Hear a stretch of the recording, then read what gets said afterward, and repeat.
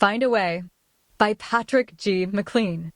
Find a Way was written between 1984 and 1985. It became the first novel I attempted, as my previous stories had been formatted as comic books. This story came to mind when my two eldest children were teenagers. It aims to reflect the challenges adolescents likely face and to offer insight into entering the pre-adult stage of their lives. In the mid-1980s, cocaine, which had not been a social issue on the Caribbean island of Jamaica, was becoming an epidemic in communities, and young people were not mindful of the damaging effects of this soul-snatching drug. The inspiration for this story came from the personal development programs produced by the Educational Broadcasting Service, EBS, under the Ministry of Education in Jamaica from 1970 to 1984, when transmission ceased. This story inspired Fix, a gripping television drama produced by the Creative Production and Training Center Limited in Kingston, Jamaica. The storyline illustrates how the use of hard drugs, such as cocaine, affects users' health, sanity, and social behavior. Chapter 1. Kenny West dislikes studying history.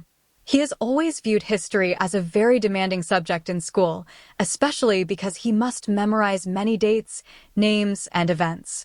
The 16-year-old boy, who attends Crawford High School in Kingston, is desperately trying to complete an essay on a rebellion in the parish of St. Thomas on the island in 1865.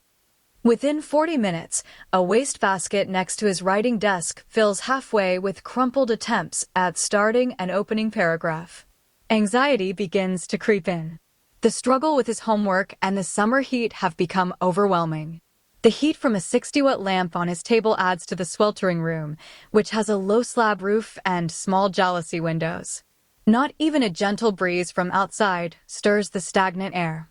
Feeling clammy and unenthusiastic about his project, the lanky teenager sends his pen flying across the table. "Oh, brother, I'm losing this battle," he mutters, frowning. He slowly pushes himself up from the chair, stretches his arms toward the ceiling, and lets out a wide-mouthed yawn accompanied by a loud growl. He rakes his fingers vigorously through his thick, woolly hair to relieve an itch, which seems to jump to other parts of his head as quickly as he scratches one area.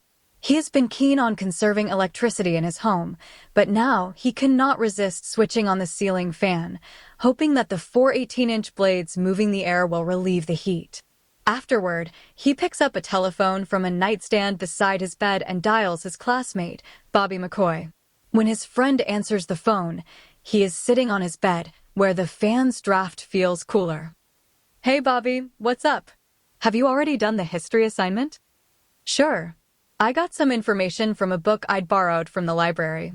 Is yours ready?" "Ready?" Kenny utters in a deliberate, low-pitched voice, indicating Bobby should have known it was not. "I think I may have writer's block. I know why you can't concentrate. You're thinking about the chick I saw saying something to you yesterday," Bobby says as a tease. "What's her name again?" "Winsome Grey." "Yes, Winsome. You fancy her, right?" No comment. "You're planning to rope her in, huh?" "Well, Kenny clears his throat. "I like her. So does Paul Henry." "Paul?" Kenny says with a puff of disdain and disbelief. "She wouldn't go for a stooge like him." "Well, the girls at school tend to be attracted to the guys on the track team." "Yeah." Kenny stretches the word, making it sound like a sigh while hoping the girl he admires isn't like a groupie. "A girl will give you a hint if she likes you," Bobby says. "She smiled at me a few times. But I always get tense whenever she's around," Kenny confides in his closest friend. "I didn't know what to say whenever I could speak with her. My heart beats quickly, my palms become sweaty, and my mind gets cloudy." Are those reactions normal?" Bobby snickers, saying, "Man, it sounds like you're in love.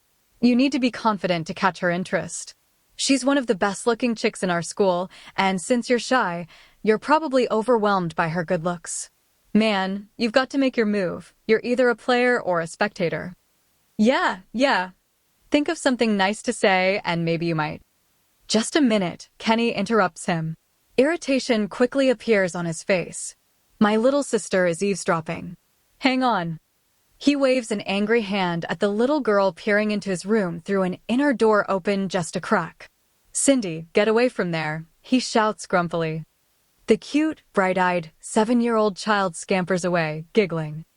"Little imp," he mutters as he lifts the phone back to his ear. "That Pickney is a real chatterbox," he grumbles into the mouthpiece. "Last week, she told the old lady that I was smoking in my room. The old lady freaked out when she came here and smelled smoke." "Smoking is bad for you, man. Very unhealthy," Bobby offers as advice. "So, they say. Have you ever tried it?" "Yes, but I realize most habitual smokers are trying hard to quit, so I figured it's best to avoid smoking altogether. Well, whenever I smoke, I feel more confident and mature. Between you and me, aren't you curious about marijuana, even just trying it once?" His question prompts a shocking response. "Ganja? Have you been using that?" "No, but..." "Listen, Kenny, I'm sure you're smart enough to stay away from substances that are easy to get hooked on. I believe that all plants are created for the good of humanity. Most of them have medicinal benefits. However, there is a risk because unauthorized drugs are often misused. My advice is to stick to prescriptions from your doctor and try not to start anything you'll regret later." "Yeah, I see your point, and you're right," Kenny replies. "Anyway, it's getting late, and I'm having a hard time with the history assignment." Bobby laughs. "Okay, bro. Maybe I can help." The assignment is about a time when ordinary citizens in the eastern part of the island fought against the authorities because of oppression and inhumane treatment. The lives of Paul Bogle, George William Gordon, and Governor Edward Eyre clashed with serious consequences. You'll need to identify who these men were and what role each played in what's called the Morant Bay Rebellion. It's important to understand our history because many have given their lives for all to have freedom, and for us to live in a peaceful world full of hope. Kenny hums in agreement. History books in every culture have recognized individuals who fought for a common good, lived outstanding lives, and served as examples of true courage, Bobby adds. "Courage is a quality I need to discover within myself," Kenny declares. His statement causes Bobby to say, as a tease, especially, to chat up a girl like Winsome, right? With smooth lines like the French poet Cyrano de Bergerac. "What, like, who did you say?" Bobby chuckles. "Never mind, just dive into the history homework positively." "Might as well. Thanks for the inspiration and tips, bro." "No problem, man." Chapter 2. The football practice begins at 3:30 p.m., an hour after classes end at Crawford High School. The team is expected to be a strong contender for the upcoming intercollegiate competition, having retained 8 talented players from last season's squad, which finished second. Kenny and some other boys, dressed in the school's khaki uniform, a white shirt, and a loosely tied cyan necktie, watch from the sidelines as 2 teams compete. Bobby is having an impressive game, demonstrating his skill. Being bow-legged and stout at 5 feet 2 inches, his low center of gravity gives him an advantage when dribbling the ball and facing tough opponents. He doesn't lose his balance easily. He has already scored a goal, and because he can kick the ball powerfully with both feet, he often gets double-teamed in or near the penalty area. The smell of freshly cut grass is strong in the mild wind as Mr. Levy, the groundskeeper, finishes mowing one side of the vast sports ground, which includes the football field, hockey field, and track and field layouts. While pushing the now unpowered lawnmower past the spectators where Kenny is standing, the chubby elderly man remarks, but not to anyone in particular, "Those boys have been playing rough like dem want to hurt each other." "That's just how it is, Mr. Levy. Everyone's working hard to make the team," Kenny responds. The area. Mr. Levy slows to a stop. "You know, in my day football was fun," he says reflectively. One might imagine he's recalling a time long ago, to the era of tramcars and horse-drawn carriages. "But they're having fun, Mr. Levy," Kenny insists with a smile. "Well, it certainly not appeared that way to me," he declares finally and walks away. Time flies as nearly 2 hours have passed, and Kenny feels like he's been watching the footballers for only a short while, like less than an hour. His wristwatch shows 5:15, and he knows it will be dark soon, within the next 90 minutes. The sun dips behind a cluster of lignum-vitae trees, casting long shadows on the far end of the sports ground in front of him. 5 minutes later, the coach blows his whistle, emitting 2 sharp blasts to signal the end of the day's training. As Bobby leaves the field with the other footballers, he pulls off his sweaty t-shirt and wraps it around his neck. Kenny approaches him and says, "Good game. You'll have no problem making the team again as center forward." "I know, and that's my aim," he replies confidently, then mops sweat from his forehead with the tail of his jersey. "Competitions begin in 6 weeks," he adds. "So, on Friday, the coach will choose the team, and the team will play a friendly match against Howell High next Wednesday." Kenny points to Bobby's old, twisted football cleats. "You'll need a new pair of kickers, though. All the studs are worn down. Those boots have seen better days." "Yeah, you're right, but I love playing in these. These are my lucky boots." "Well, they won't last forever. Your luck probably will. Anyway, I'll see you tomorrow." "I'm out of here," Kenny says as he saunters off. When he's still within earshot, Bobby, flashing a mischievous smile, says in a relatively strong voice, "Hey, how's Winsome doing? Any progress?" Kenny shushes his friend. "Keep it down, man," he says softly, glancing around awkwardly to see if anyone overheard Bobby. Looking a little embarrassed, he steps closer to his impulsive friend. "I haven't seen her today," he whispers again. "I think she's, in the auditorium dancing," Bobby informs him. "She's a member of the creative dance troupe." "Man, it seems like you know everything about her. If you moved around as much as I do, you'd get an idea of what's happening on campus." Bobby points to the auditorium and says, "Just look through one of those side windows, and you'll get a good view of the girls. Go and feast your eyes, pal, before the session ends." Kenny looks at the rectangular concrete building with a zinc roof, thinking about Bobby's suggestion. Go on, Bobby coaxes him along. "I'll catch up with you after a quick shower." He then trots off to the changing room at one end of the gym by the sports ground. As Kenny trudges closer to the auditorium, his feet feel like they're made of lead, weighed down as if by clodhoppers, and his heartbeat is galloping uncontrollably. He can now hear the dancers' feet pounding on a wooden platform to the beat of Bob Marley's song, "Three Little Birds." Finally, standing on one side of the auditorium, he looks through a slightly open-pivoted window at 7 girls in leotards. The girls are prancing back and forth on the stage, and his eyes are fixed on Winsome. He observes her slim, elegant body moving gracefully, and the long curls of her dark brown hair beating the air like rhythmic gymnastics ribbons. "I do like you a lot, Winsome," he says inwardly. Musing, his mind images her slowly skipping toward him and hugging him. Spinning around hand in hand, he and the girl of his dreams float delightfully in a soap bubble. Suddenly, a sharp external sound zaps the amorous liquid sphere, pulling him back to reality, as someone has been shouting to get his attention. Young man! Hey, you!" the person yells again. His heart, which has been racing with desire, now leaps with dismay as he looks around and sees Mr. Smith, the math teacher, beckoning to him. "Come here," orders the brawny, middle-aged, brown-skinned man with a stern look as he steps out of a blue deluxe car parked on a nearby driveway. Kenny worries he's in trouble for loitering as he shyly approaches the man who always looks sulky. Since he has no valid reason to be on campus so late, he expects to get detention, since Mr. Smith is known for giving it out. Students often call the teacher Detention Smith behind his back. The nickname has been around for years, even before Kenny started attending Crawford High.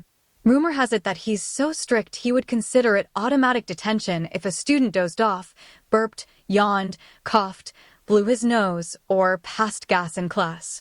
So, Kenny and his classmates believe the stern man who confronts him now has rightly earned the underground nickname, Detention Smith.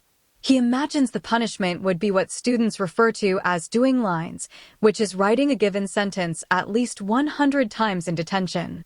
So, he anticipates being held after school tomorrow to fill out at least 3 sheets of ruled paper, numbered line by line, with a verse coined to suit the reprimand, such as "I should not be loitering on the school grounds." His mind is set on expecting the worst. However, this will be one detention he will gladly serve, thinking he will endure anything to behold Winsome, the girl on his mind. "What's your name, young man?" Mr. Smith asks sharply. "Kenny, West, sir," he replies nervously, bowing his head to avoid eye contact with the teacher staring directly at him. "Are you in my math class?" "Yes, sir." Still maintaining his stern demeanor, Mr. Smith points to the open car trunk and, as if giving an order, says, "Give me a hand, boy, to take one of those boxes to the staff room." Feeling relieved that he has not been singled out for punishment, Kenny manages a smile and looks eager to help, saying, "Yes, sir." He takes the lighter of the 2 cardboard boxes with books from the trunk and then walks quickly toward the staff room, holding the box close to his chest, near his heart, again happily beating with love, again daydreaming, imagining that the box he's hugging is Winsome. Chapter 3. It's Saturday. Kenny lounges in his room as noon nears.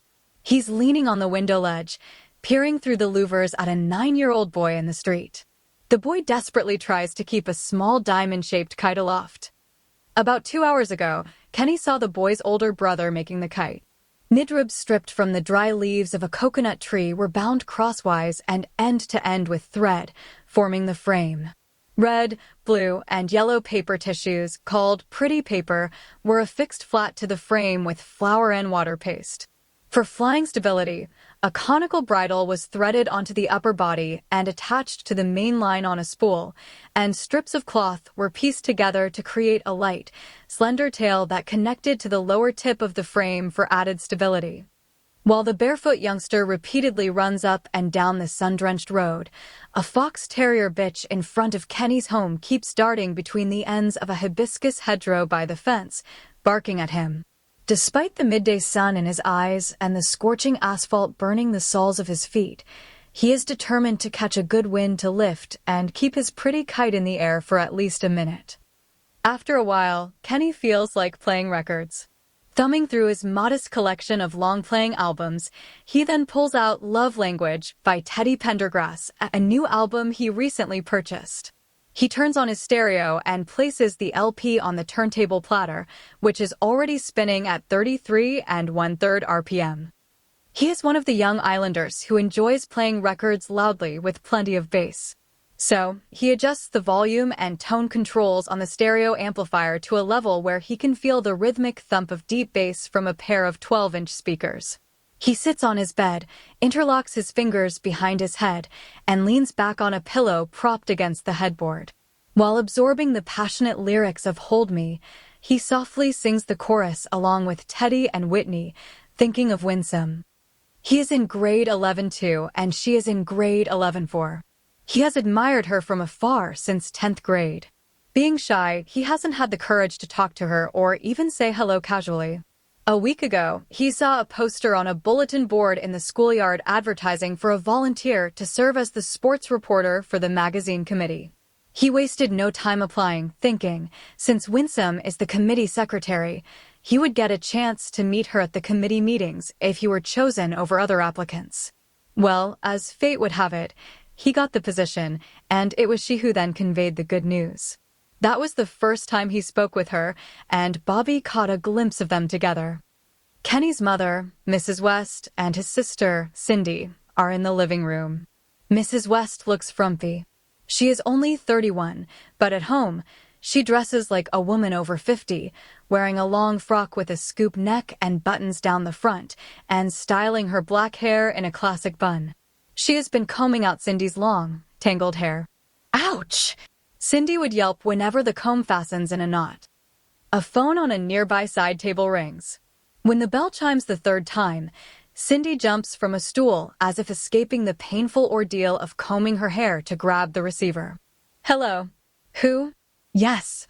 Having a lisp, the word yes comes off her tongue sounding like yeth. Hold on, she finally says. Whose call is it, dear? Mrs. West asks. Kenny's mama. All right. Go and tell him quickly. Cindy darts out of the room and runs down the corridor to reach his room. She knocks on the closed door, shouting, Kenny, telephone. Not getting a response, she pounds harder and shouts louder, Kenny, pick up D phone, nah. She returns to the living room. "Mama, he's not answering," she whines. "No wonder." Mrs. West responds with a pout. "He can't hear you through all that noise." She notices a framed family picture on the wall shaking from the thumping, pulsating music coming from his room. Masked by the creases of an annoyed mother, she leaps from the couch and dashes past Cindy toward the room. Within 5 seconds, she is pounding on his door with her palm. "Kenny, turn that music down immediately. And answer the phone," she shouts in a strict mother's tone. "Yes, Mama," he answers loudly enough for her to hear him. Then he lowers the amplifier's volume to a quieter setting. "And keep that thing down," she adds. His face shows annoyance as he answers the extension in his room. He's irritated that the caller has disrupted his sentimental mood. "Hello," he says sharply in a deep, brusque tone. "Hi, Kenny." This is Winsome Grey. Stunned and dumbfounded, he stares at the receiver, his heart racing. He can't believe she's on the other end of the line. Based on his terrible opening tone, he desperately hopes she doesn't think he's a grouchy type. "I'm calling to inform you that the magazine committee meeting scheduled for this afternoon has been postponed," she says formally. Okay, thanks. He responds, stumbling over his words. "What did you say, Kenny? I can hardly hear you." "Sorry. Can you hear me now?" "Yes." "This is a pleasant surprise to hear from you." "Thanks. The president of the committee asked me to inform everyone about the change in the schedule." "Oh, sure. I'm, glad you, While searching for words, he hears an insect buzzing nearby. He rotates his shoulder to swat the pest away and moves to another spot, but the persistent bug follows him, favoring his ear. He feels a jab on his neck just as he fans it off. The spear-like proboscis of another bug finds its target, but a well-timed slap flattens it. Everything happens in a couple of seconds. "What was that sound?" she asks. "I just swatted a mosquito," he replies, wiping bloody paste onto his jeans. Ever since last week's rains, this area has become a breeding ground for them. They're a terror. I'm spotted with bumps, especially on my arms and legs. They're also a problem where I live." "Where's that?" He engages in conversation without realizing it, not groping for words or feeling self-conscious. "I live in Vineyard Town," she answers. To his surprise, she eagerly asks, "Is that Teddy P I hear singing in the background?" "Yeah, I'm playing his album, Love Language." "I adore Teddy P," she tells him cheerily. "His songs are so soulful. I love in my time a cut on the album." After hearing her comments and choice of song, goosebumps rise all over his skin. His emotions are stirred. "Who are your favorite singers?" he asks. "Well, Diana, Michael, Dennis, Cynthia, and many others.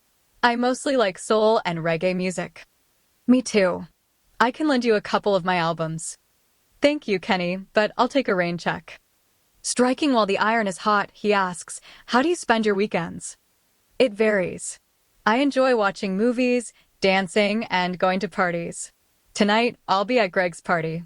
Paul called this morning and invited me. He'll pick me up later." Kenny's mounting enthusiasm plummets at the mention of Paul, whom he sees as a rival. "I see," he says, trying not to show his mood collapsing.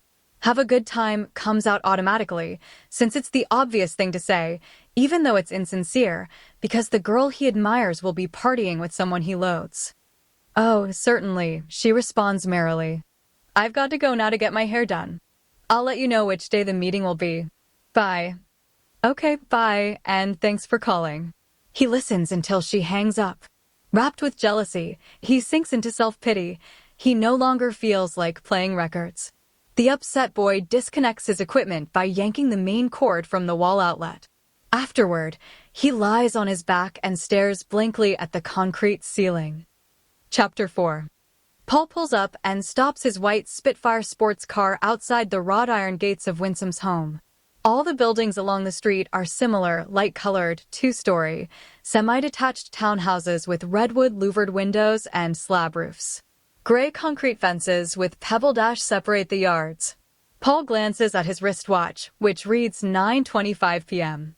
He is early to pick Winsome up for Greg's party, which begins around 10:30, despite having only a 20-minute drive to Greg's home.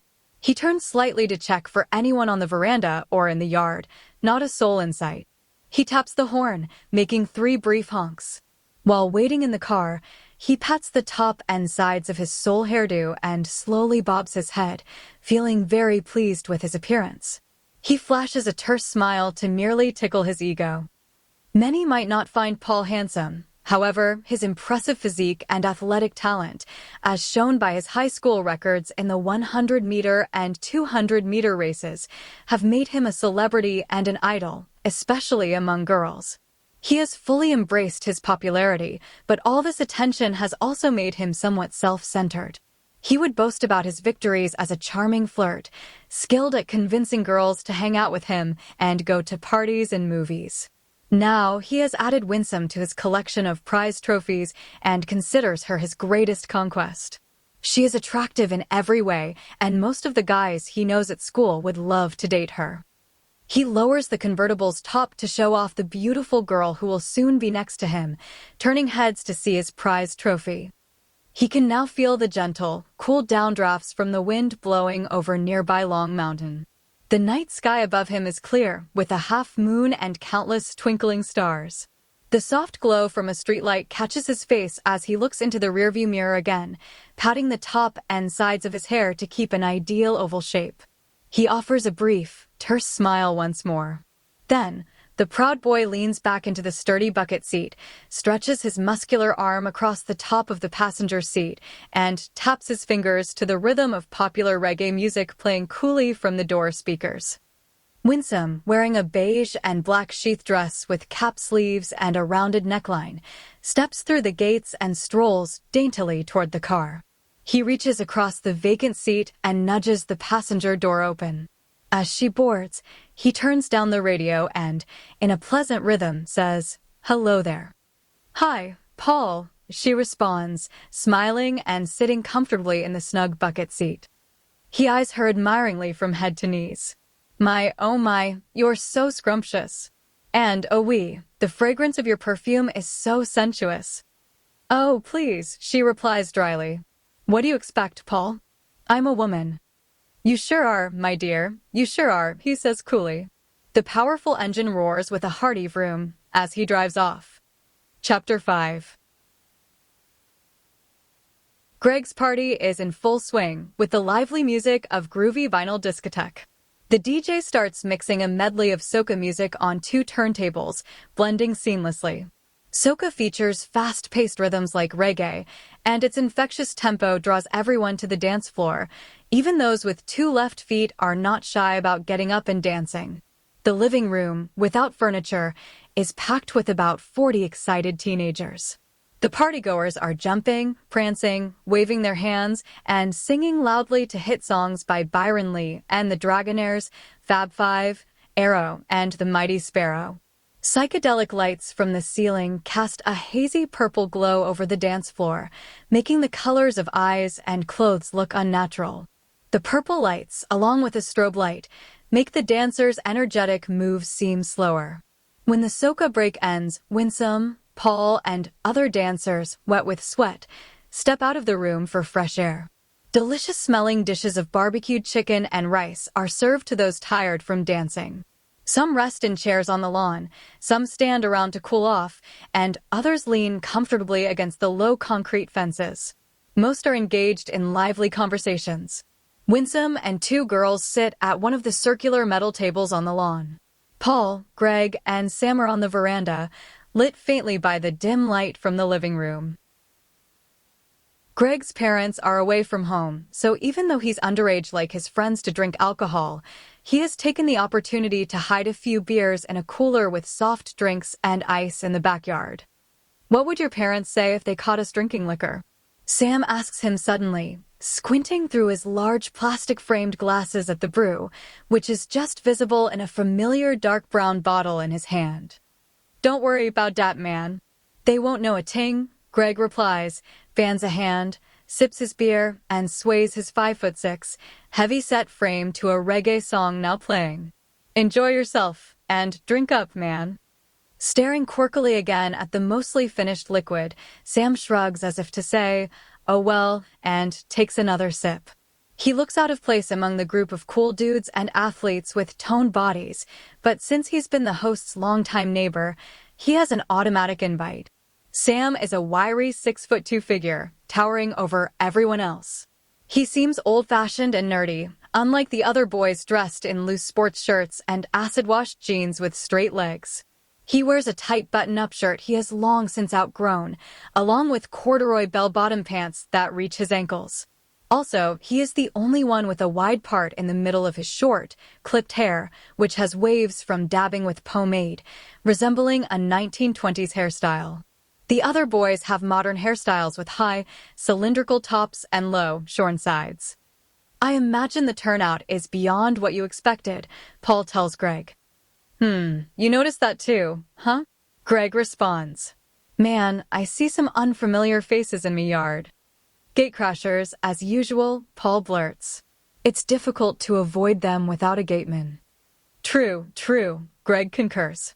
"Some of them have even helped themselves to our beers." "The main problem is that they eat and drink more than those invited," Sam adds while fidgeting with his spectacles. "Yeah," Greg bobbles his head and chuckles. He waves to a girl walking by with an empty platter as she heads to the kitchen for more plates. "Hey, Marcy," he yells. "Make sure you save 3 steamed fish for us," he says, motioning to Paul, Sam, and himself. "And also, make sure all my friends get some chow." "Okay," she replies, smiling as she walks through the living room. "By the way, Paul, are you still into spearfishing?" Sam asks. "Yeah, man," he answers promptly. "It's a perfect getaway when I need to chill out." "Is it risky?" Sam asks.